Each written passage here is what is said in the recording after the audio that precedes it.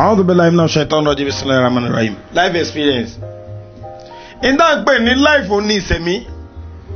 Eléyìí tí wọ́n fi mọ̀ ó ní experience tí mbembe. Kí lè experience? Ó là dojúkọ, ó ní ìfòró tá a ṣe pẹ̀lú ẹ̀mí wa. Inta wa rí ńbẹ̀ ní ń pè ní experience. Kí wá ní àǹfààní tí life experience tàbí kí wọ́n pé experience gẹ́gẹ́ ṣe fún sẹ̀mí wa? Ǹjẹ́ dandan ni kéèyàn fòró kó tó dolówó? Ṣé dandan ni kéèyàn fòró kó tó dolókìkí? Ẹlòmíì ò máa ṣe rẹ́kọ́ọ̀dù 10 yóò máa ṣe 15 kó tó hàn. Ṣé dandan ni? Ẹlòmíì dẹ̀ ń ṣẹyọ̀ kan tí ẹ sì mọ́ káàkiri àgbáńlá ayé.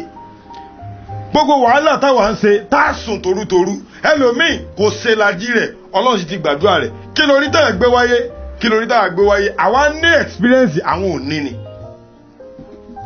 Ibi tí ń lọ ibẹ̀ làwa náà ń lọ. Wọ́n wá fò débẹ̀ ni, wọ́n dọ̀fẹ́ débẹ̀ ni, wọ́n gun mọ́tò débẹ̀ ni. Wọn ò ní kọjá ilé.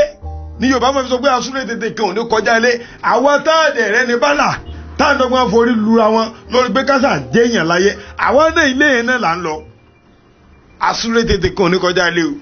Àrìn gbẹ̀gẹ̀dẹ̀ kò sì ní sùn sọ́nà gbogbo wa ayọ̀ délé ayọ̀ ni inshallah. Àmọ́ experience táwọn ò ní àwa ti rí. Ọmọ tí ń gbé fò from primary 3 to primary 5 tó lọ sí common entrance primary 4 bìlérè. Ọmọ tí ń gbé fò from GS1 to GS3 wọ́n ní bí ó ti ní brain lóòótọ́ ló ní ó kàrè ó sì ṣe dáadáa sọ́rí GS2 tí ó kà yẹn yóò bìlérè experience náà pé GS2 kò sí certificate tó lè gbé dọ́dún èbó wọ́n á ní kí ni àwọn experience tó ti ní torí ó gbà wípé bẹ́ẹ̀ yóò bá sófò èèyàn lé gbọ́n.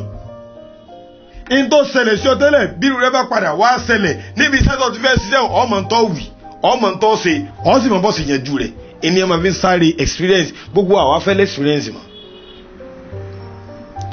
Àìwá lé experience wa mọ́ kọjá mọ́ yìí gbogbo rẹ tó lọ́wọ́ ṣe fún àmọ́ lóore.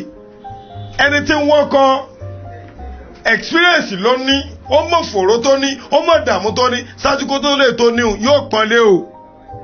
Ọ̀ríwọ̀ tó dààmú tó fòró ọkàn bọ́kọ lẹ́sẹ̀ ògbèjì ọ̀sì wọlé gbogbo nǹkan sì ń da ń dùn kódà bọ́kọ bá ṣe mistake ó sọ pé òun kò lọ torí pé ọ̀ ní experience gbé èyí tó bá ìbọmọ́ ọ lọ wàhálà ni. Ẹni tó rí ìyàwó obìnrin tó dáa tó buyì títí ṣe àpọ́nlé ọkọ tí ń tọ́jú ọkọ máa fìyà jẹ nítorí pé kò ní experience ẹjọ́ lé lọ yóò mọ̀ pé bóbi ìṣe pọ́ńtàùn ó lójú ètò wúlò nù wọn. Ìwọ tó dààmú kọ́ tó bímọ kódà ó gbèsè pé àfà kódà ó sì ọmọ lù ó sì lò ṣùgbọ́n ẹni tó jẹ́ pé gbogbo oògùn tó ti jẹgẹ tó bá pọ̀lẹ̀ tí wọ́n gbélé lórí ọrùn ó wọ̀ lórí pé ń wá ọmọ tí ó sì tí ì rí bí tọ́lọ́mù bá fún lẹ́yọ̀ kan wàláhì yóò dúpẹ́ fọlọ́ toró ti ní experience.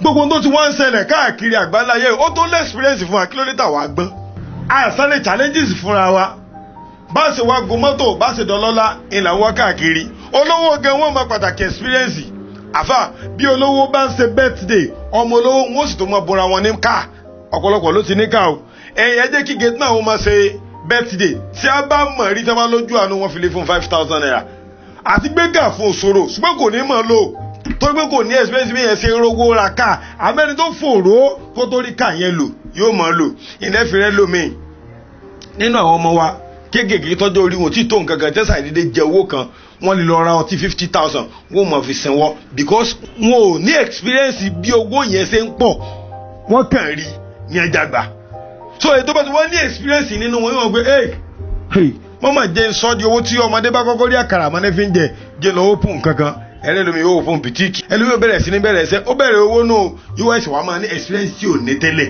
mọ́tò jẹ́ pé ńgbà tó ọba tó ṣòfò nǹkan lọ́tọ̀ wa mọ yìí dákun torí ọlọ́ mọ yìí dọ́lọ́ fún ọ lónìí mọ yìí ọkọ rẹ ṣàpọ́nlé ìyàwó ṣàpọ́nlé ọmọ ṣàpọ́nlé ẹni ọlọ́run ṣàpọ́nlé ọlọ́run gbogbo àwọn ọ̀rẹ́ rẹ ṣàpọ́nlé fún ọ ó kú bẹ́tà kọ́ ọmọ àpọ́nlé dọ́lọ́ fún ọ nísìn kọ́ lè bá máa rápọ́nlé lọ́dọ̀ ọlọ́run bá àfáwà kan wọn bi léèrè pé kí ló dé tẹ̀ ń dààmú tó báyìí ọlọ́run ti gbàdúrà yóò ní lóòótọ́ lọ́lọ́run gbà á ṣùgbọ́n alfa amina nasi ayakulu amẹ́rù ń bà mí mò ń páyà lórí táwọn yóò mọ̀ sọ pé fọdílù fúlàní ala fúlàní tí ìbásọlá lágbájá ìtẹ́ ń jẹ ló já mọ́ ó lóò fẹ́ kó sọ pé tí ìbásọlá lágbájá ọmọ lágbájá mo fẹ́ ṣiṣẹ́ fúnra mi kọ́ ló wà kún mi lọ́wọ́ ìwọ náà ṣiṣẹ́ fúnra rẹ má tọrọ ọtí kónù kọ́ máa tọrọ jù àwẹ́ ìwọ náà ṣiṣẹ́ àdúrà rí ó gbà bá dùn àtàwọn tó ń tọrọ lọ́wọ́ wọn ṣe gbà sọpádùn àmì ó gbà gbogbo tí máa ń fẹ́ Ọlọ́run ṣe fún mi ẹ má gbàgbé láti máa bá share rẹ̀ ní Instagram page wa ẹ má gbàgbé Àfáà Àjẹjẹ Àgbà ni ẹ lọ síbẹ̀ kẹ́ follow wa ní TikTok náà